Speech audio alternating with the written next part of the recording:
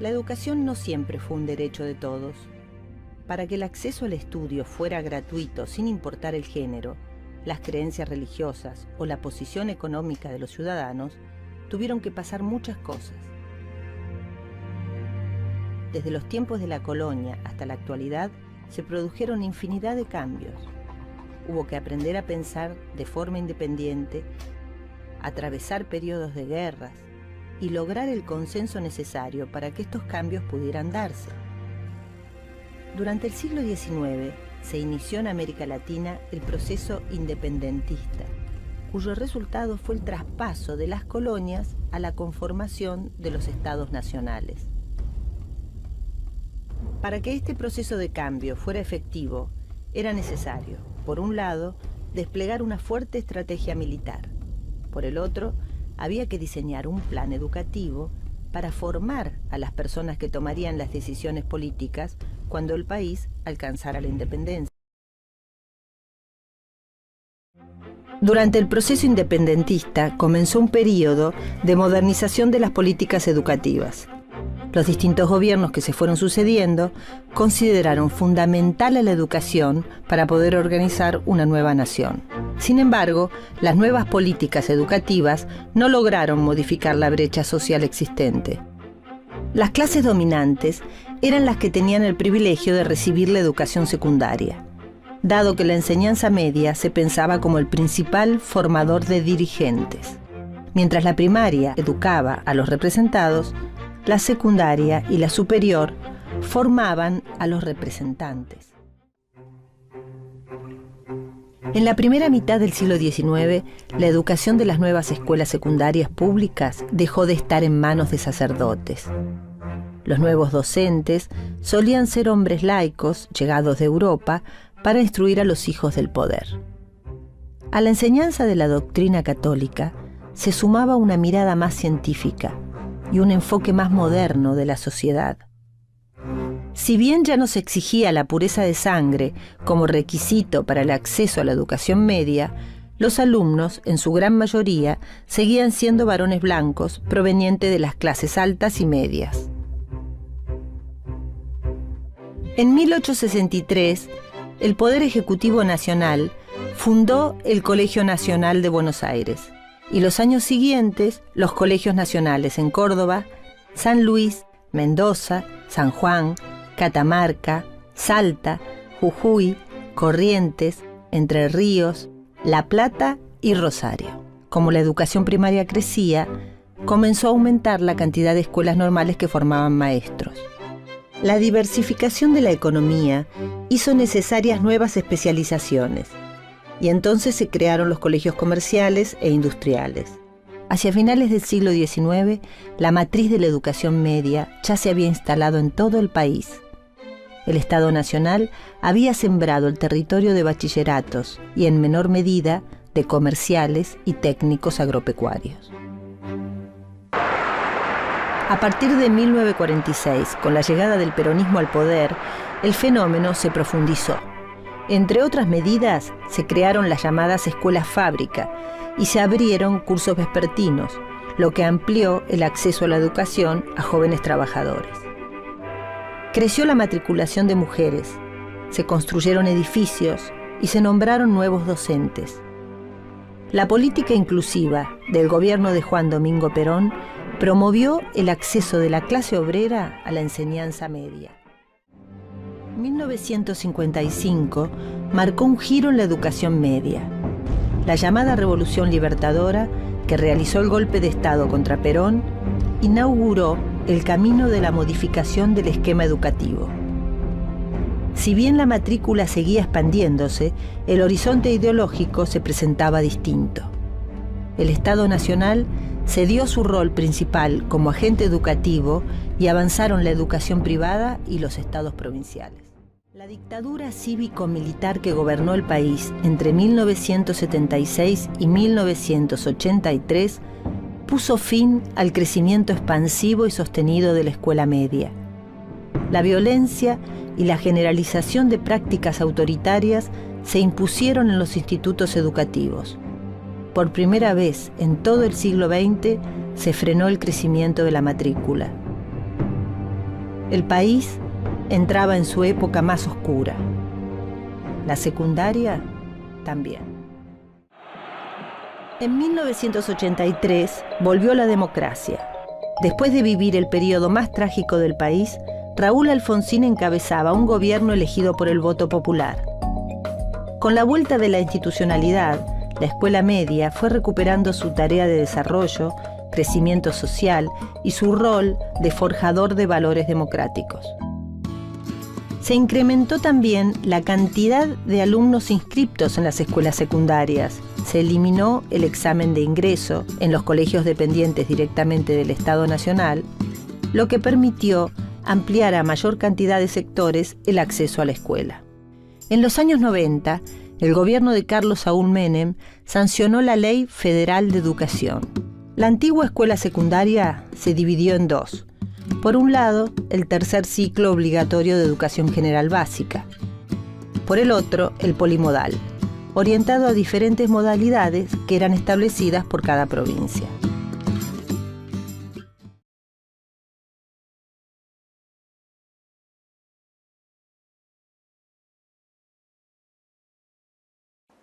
Lo que hay que tener en claro es que efectivamente los chicos, sus familias, los contextos en los que viven, los recursos que disponen son extremadamente diferentes. Desgraciadamente cada vez más diferentes. Así tenemos una sociedad que cada vez tiende a la concentración de la riqueza.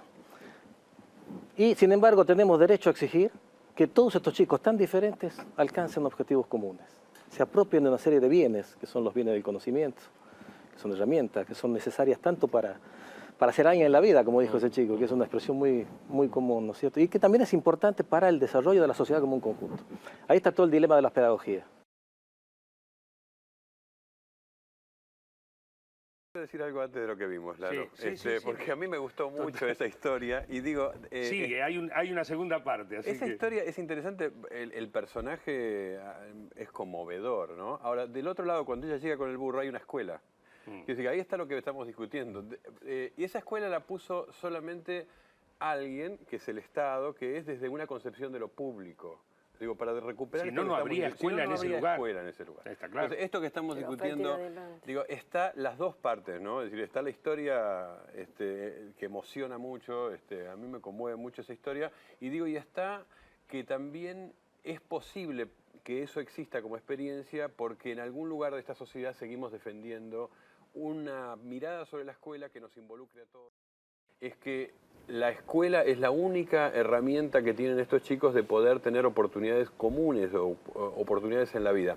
Yo creo que eso, vuelvo a decir, ¿no? Eso en la sociedad argentina por suerte se sigue manteniendo y por suerte yo creo que desde ahí es que eso se puede expresar, como decía Pablo, en términos de derechos además, porque esto no es un problema de buena o mala voluntad, es un derecho que tenemos que seguir defendiendo, ese derecho a que todos tengamos los bienes culturales, los bienes y servicios culturales, como decía Emilio, comunes, ¿no? Esa es la pelea. Ahora, esa pelea no se puede hacer desde una concepción de lo privado, esa pelea hay que darla desde una idea particular de lo público.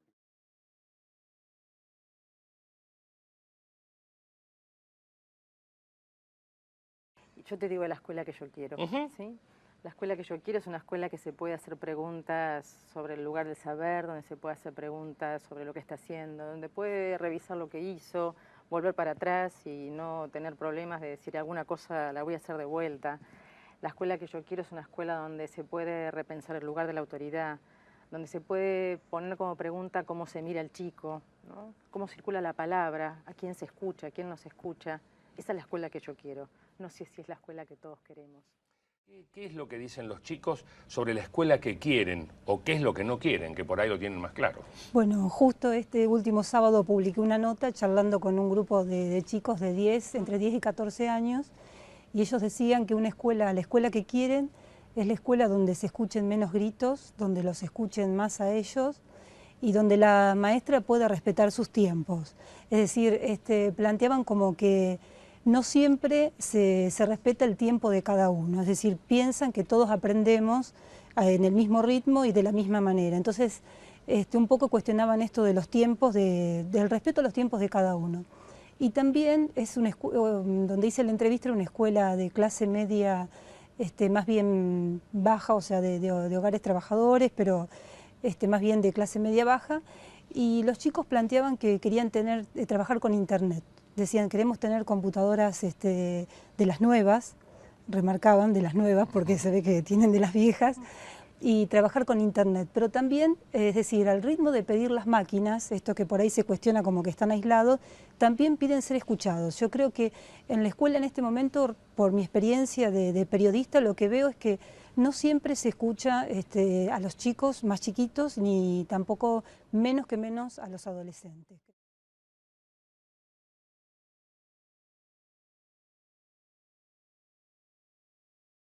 Hay chicos que son difíciles. Entonces me decía, aparecía algún adulto que me decía, ya no da más, este chico ya no da más en la escuela. Y entonces yo le decía, ¿qué hacemos? ¿Se lo devolvemos al barrio y le decimos, nosotros somos 50 adultos que cobramos todos los meses para atender esta escuela? Cuando el barrio nos manda uno que está fatal, se lo devolvemos y le decimos, no señora, mire, los fatales, cuídelos usted. A mí me parece que los servicios que tienen todos los chicos en cualquier lugar de la ciudad, los de acá se lo merecen también. Así que si otros tienen libros, estos tienen que tener libros. Y tienen que tener más, porque como decía uno de mis compañeros, ellos siempre tuvieron menos de todo. Y está pensando que esos alumnos son sujetos de derecho. Y entonces porque tienen derecho hay que construir la mejor educación que se puede en ese espacio y hay que reclamar aquello que no existe en ese barrio o lo que no existía en esa escuela para que esos chicos que tienen derechos accedan a la educación en sus mejores condiciones, ¿no?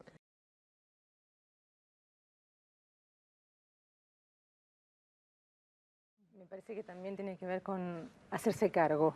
¿Sí? Sí, una buena escuela se hace cargo. Claro. ¿No? Si una buena escuela, por eso vos le preguntabas a Luis, ¿qué hace diferencia? Hace diferencia una escuela que se hace cargo.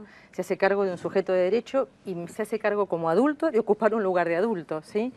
Y se hace cargo con coraje también. Totalmente, totalmente, ¿sí? Y buscando atajos, porque a veces Norma lo cuenta y yo la escuchaba y también la he escuchado en las penurias, ¿no? En cosas terribles que ha vivido Norma y seguramente tantos otros que conocemos. Pero me parece que en ese cómo a veces buscar un atajo, en ese cómo tener la certeza de que ese barrio y de que ese chico tiene derecho a ser educado, ¿no? Y yo me hago cargo como adulto y soy responsable como educador, si no me dedico a otra cosa a veces. Una buena escuela es la que es capaz de acompañar a cada uno de los adolescentes y a los adolescentes en conjunto a encontrar su propio proyecto. Todo el trabajo más serio que tenés que hacer en la escuela es con la autoestima.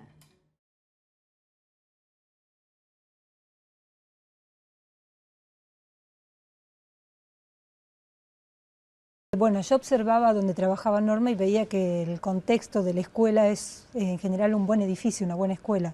Los papás se quejan mucho sobre las condiciones a veces de infraestructura cuando hablan de lo que es una buena escuela y de esto de cuando uno habla de las condiciones necesarias para aprender.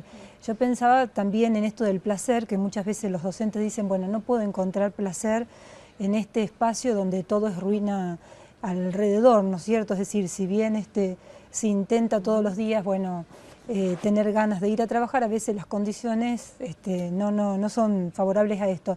Pensaba que Norma debe haber trabajado mucho para tener la escuela que tiene y que muchos docentes también están en este camino.